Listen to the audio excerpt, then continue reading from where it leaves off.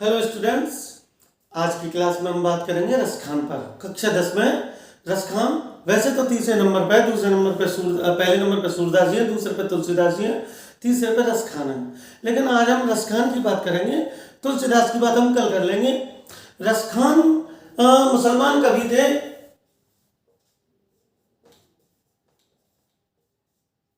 रस की खान माने खजाना, एक इसका ये भी अर्थ बैठता है, रस का खजाना। रसखान का जन्म 1533 में हुआ था। बहुत ज्यादा महत्वपूर्ण सवाल नहीं है, गिने चुने दो चार हैं और इससे हम इनका जीवन परिचय बनाएंगे। जीवन परिचय और मृत्यु है 1618 ईस्वी रसखान की। रसखान दिल्ली के रहने वाले थे और इनका मूल नाम सैयद इब्राहिम था। यहां आकर के इन्होंने सवैये लिखे, एकमात्र कृष्ण भक्त कवि हैं जिन्होंने सवैयों पर रचनाएं की हैं। और इनकी दो पुस्तकें मिलती हैं, दो रचनाएं इनकी मिलती हैं, सुजान, रसखान और प्रेम वाटिका। बस बन गया जीवन पर। चलो एक महत्वपूर्ण सवाल, इनका मथुरा के जो बच्चे हैं वो जानते होंगे, बाहर के बच्चे तो नहीं जानेंगे। इनकी जो समाधि है वो महावन में है। जो पहले मथुरा के बाद जमुना पार होती है, गोकुल के बाद महावन, दाऊदी से पहले इनकी समाधि पड़ती है। सरकार ने उसका आजकल थोड़ा बाउंड्रीशन वगैरह करा दिया। रसखान जी की समाधि वगैरह 1 करोड़ रुपए खर्च करा के ये रमण रीति के आसपास पड़ती है। प्रेम वाटिका, इनकी दो रचना है, एक पूछी जाती है जिसके हमें 2 नंबर मिलते हैं। ये इनका जीवन परिचय है छोटा सा। रसखान का जन्म 1533 ईस्वी में दिल्ली में हुआ था। इब्राहिम और आगा खां में लड़ाई हो गई थी और दिल्ली में गदर मचा था, तब यह दिल्ली छोड़ करके आ गई। वो जो कालखंड है वो लगभग 1555 के आसपास है। और 15 से 55 में अगर कोई 15 से 33 का बच्चा होगा वो 22 वर्ष का हो जाएगा। इतने वर्ष के लगभग दिल्ली छोड़ के आ गए थे। तो इनका जीवन परिचय बनता है। रसखान का जन्म 15 से 33 ईस्वी में दिल्ली में हुआ था। गदर के कारण रसखान 1555 ईस्वी में मथुरा के निकट गोवर्धन में आ गए। जो मैंने आपको कल बताया था, सूरदास जी के गुरु जो वल्लभाचार्य जी थे, उनके एक पुत्र थे विट्ठलनाथ जी, जिन्होंने अष्टचाप की स्थापना की, वो इनके गुरु थे। विट्ठलनाथ जी से इन्होंने वल्लभ संप्रदाय में दीक्षा ली। 16 से 18 में इनकी मृत्यु हो जाती है। 16 से 18 ईस्वी में इनकी मृत्यु हो जाती है। इनकी 2 रचनाएं मिलती हैं, सुजान, रसखान, प्रेम वाटिका। हो गया जीवन परिचय। ज्यादा कुछ नहीं लगना, इसे ज्यादा नहीं बढ़ाना है। इतने जीवन परिचय लगने से हमें 5 नंबर की प्राप्ति हो जाएगी और यही 5 नंबर हमें चाहिए। कितने नंबर चाहिए? 5 नंबर। बस इन 5 नंबरों का ध्यान रखें, इन 5 नंबरों से हमारा काम चल जाता है। अब आते हैं रसखान जी के काव्य पर।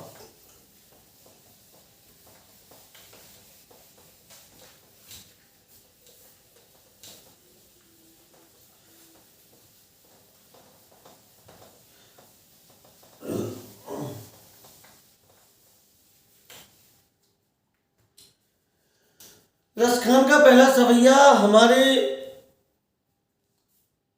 पाठ्यक्रम में मिलता है मानुष हूँ तो वही रस खान, बसो ब्रज गोकुल गाँव के वारन।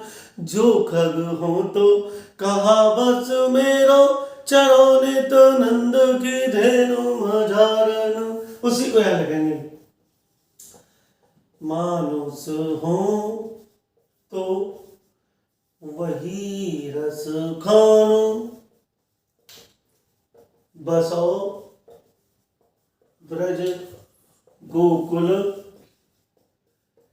गाँव के ग्वारन। जो खग हों तो कहा बस मेरो,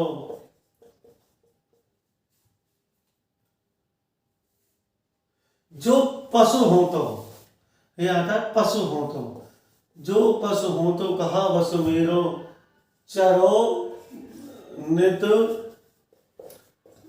नंद की धेनु मझारन।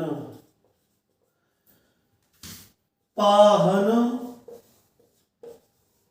हो तो वही गिर को, जो धर्यो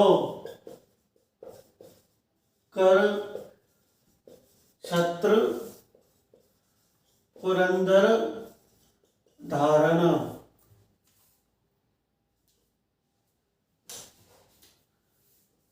जो खग हो तो बसेरो करो, मिले कालिंदी कूल कदम्ब की डारना। तरीके से इसको करेंगे। तो मानुष हो तो, मनुष्य हो तो, मनुष्य हो तो वही रस खान। यदि मैं मनुष्य बनूं, भगवान से किया जा रहा है, पुनर्जन्म का सिद्धांत है, बार बार अगर मुझे जन्म मिलता है और अलग अलग योनियों में मिलता है, तो मैं क्या क्या बनना चाहता हूं? मनुष्य हूं तो वही रसखान बनूं जो इस समय भगवान आपकी भक्ति के कविता लिख रहा हूं। बसो ब्रज गोकुल, मैं ब्रज में गोकुल में वास करना चाहता हूं, क्योंकि गोकुल में ही भगवान रहे थे। गांव के ग्वारन, और गांव के ग्वारियों के बीच में रहना चाहता हूं, या गांव का ग्वाला बनना चाहता हूं। जो पशु हो तो, और यदि आप मुझे पशु बनाएं तो मेरा क्या बस है उस पर? चरो नित नंद की धेनु मझारन। मझारन माने मध्य में, और धेनु माने गाय। गायों के मध्य में किसकी गाय? नित्य रोज नंद की गाय, नंद बाबा की गायों के मध्य में मैं चरता रहूं। पाहन हो, पाहन माने पत्थर, पत्थर हो तो वही गिर को, उसी पर्वत का पत्थर बनाना जो धर्यो, अर्थात धारण किया, जिसे धारण किया है। किसने धारण किया है? कर छत्र, हाथ में छत्र माने छत्री के समान, छत्री के समान धारण किया। पुरंदर धारण, उस समय जब इंद्र ने, इंद्र पुरंदर माने इंद्र होता है, इंद्र ने कोप किया था। जो खग, खग माने पक्षी, हो तो कहा वसु में, तो बसेरो करो, तो मैं बसना चाहता हूं। कहां बसना चाहता हूं? मेले कालिंदी कूल, जहां पे यमुना का किनारा मिलता है, कदम्ब की डारन, और उस जगह कदम्ब की डालों पर मैं पक्षी बनकर रहना चाहता हूं। इसका मिला के करेंगे हम। हे प्रभु, यदि मुझे मनुष्य बनाना तो वही रसखान बनाना, और मैं गांव का ग्वाला बन के ब्रज के गोकुल में रहना चाहता हूँ। यदि मैं पशु बनूं तो मुझे, मेरा इस पर कोई वश नहीं रहेगा, मैं नंद बाबा की गायों के मध्य में चरना चाहता हूँ। यदि मैं पर्वत बनूं तो मैं उसी पर्वत का बनूं जिसे इंद्र के मान मर्दन के समय भगवान श्री कृष्ण ने धारण किया था। जो खग हो तो, और यदि मैं पक्षी बनूं तो मैं उसी यमुना के किनारे पर कदम्ब की डालों पर बसना चाहता हूं, जहां पर यमुना जी में भगवान ने अपनी लीला की थी। ये एक पद है। अब दूसरे पद पर हम आएंगे। इस पद का मान के चलो ये पद आ गया, तो ये पद पूरा नहीं आता, इसमें से 3 प्रश्न बनाता है वो। कौन? बोर्ड वाला, जो आपसे परीक्षा लेगा। एक प्रश्न 2 number plus 2 number plus 2 number, ये प्रश्न भी 2 का, ये भी 2 का, ये भी 2 का, मिलके कितने हो गए? 6 नंबर की व्याख्या आती है। पहला प्रश्न सदैव संदर्भ का आता है, इसका संदर्भ दीजिए। संदर्भ क्या है? प्रस्तुत पाठ है, प्रस्तुत सवैया या प्रस्तुत पद्यांश है, प्रस्तुत कविता या प्रस्तुत काव्यखंड, हमारी पाठ्य पुस्तक हिंदी के पद्यखंड से अवतरित है। ये सवैया है, रसखान जी द्वारा रचित है। और यदि दूसरा प्रश्न है रेखांकित अंश की व्याख्या। रेखांकित अंश की व्याख्या, कोई भी एक, जैसे इसे रेखांकित कर दिया या इसे रेखांकित कर दिया, उसका अर्थ बताना है, जैसे मैंने आपको चारों का अर्थ बताया है। तीसरा एक सवाल इसमें से कोई भी उठा के रख लेगा एक नॉलेज के लिए, जैसे पुरंदर, तो ऐसे आ जाएगा इंद्र के लिए यहां कौन सा शब्द है, या पुरंदर कैसे कहते हैं, या मझारन कैसे कहते हैं, या धेनु कैसे कहते हैं, या रसखान पशु बनना चाहते थे तो क्या बनना चाहते थे। इस तरह से घुमा सकता है वो सवाल को। इस तरह से 6 नंबर का सवाल आएगा और इस तरह से आपके 6 नंबर पक्के हो जाएंगे। और वो जो जीवन परिचय जो रसखान का है, अगर वो आ गया तो 5 नंबर उसके पक्के हो जाएंगे। 11 नंबर का ये मैटर तैयार हो गया। अगले सवाल पे आते हैं। हो सकता है ये ना आए, अगला आ जाए, हमें तो पूरा करना ही है।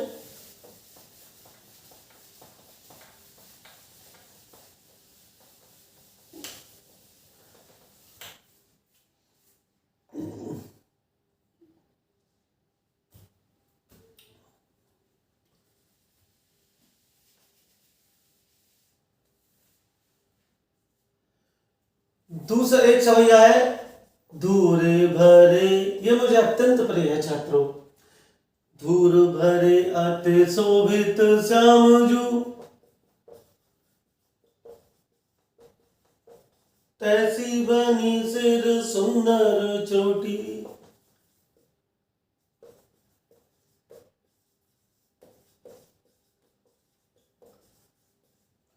खेलत खातो फिर अंगना,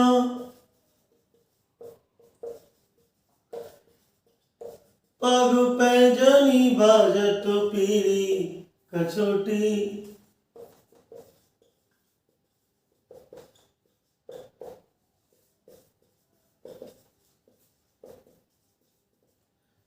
या छवि को रस खान विलोकत,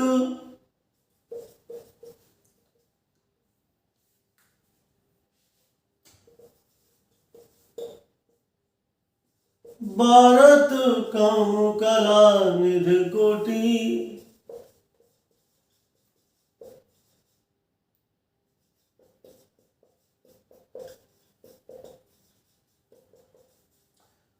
कागु के भाग बड़े सजनी,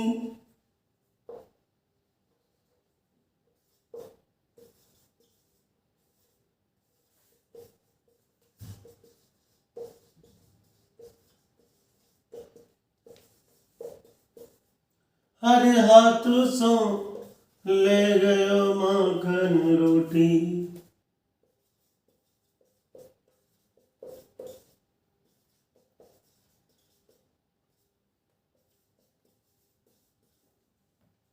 ऐसे करेंगे। धूर भरे अति शोभित श्याम जो, श्याम सुंदर, अत्यंत शोभित लग रहे हैं, अत्यंत सुंदर लग रहे हैं जब वो धूल से भरे हुए हैं। तैसी वैसी ही बनी हुई है, वैसी ही बनी हुई है सिर पर सुंदर क्या है, चोटी, ब्रजभाषा है। खेलत खात, खेलते हुए खाते हुए, फिरे अंगना, आंगन में घूम रहे हैं। पग माने पैरों में, पैंजनी माने पायल बज रही है, पीली कचोटी और पीली लंगोटी उन्होंने पहन रखी है। या इस, या माने इस छवि को, माने इस फोटो को, इस प्रतिबिंब को, इस तस्वीर को, इस दृश्य को, इस छवि को रसखान विलोकत माने देखता है। भारत माने बलिहारी जाता है या निछावर करता है, निछावर करता है। काम, कामदेव की कलाओं की निधि को, खजाने को, कोटि माने जो करोड़ों हैं, काग माने कौआ, कौआ के भाग्य बड़े अच्छे हैं हे सजनी, वह हरि माने भगवान श्री कृष्ण के हाथ से माखन और रोटी ले गया। जब भगवान छोटे थे माता ने दे दी होगी माखन और रोटी खाने के लिए। जब वो बाहर से निकले या कहीं आंगन में खा रहे होंगे, तभी क्या हुआ, एक कौवा आया और भगवान के हाथ से माखन और रोटी चोंच में भर के ले गया। उसी दृश्य का वर्णन सूरदास उसमें रसखान जी ने अपनी कविता में किया है। तो वो क्या कहते हैं, धूल से भरे हुए श्याम सुंदर, धूल से भरे हुए श्याम सुंदर अत्यंत शोभा पा रहे हैं, वैसी ही उनके सर पर सुंदर चोटी बनी हुई है। आंगन में खेलते हुए फिर रहे हैं, पैरों में पायल बज रही है और पीली लंगोटी पहन रखी है। इस छवि को रसखान देखता है और काम की कलाओं को, करोड़ों कलाओं को निछावर करता है।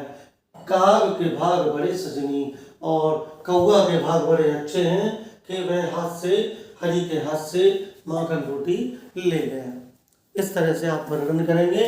फिर वही 3 सवाल आएंगे कि संदर्भ दीजिए।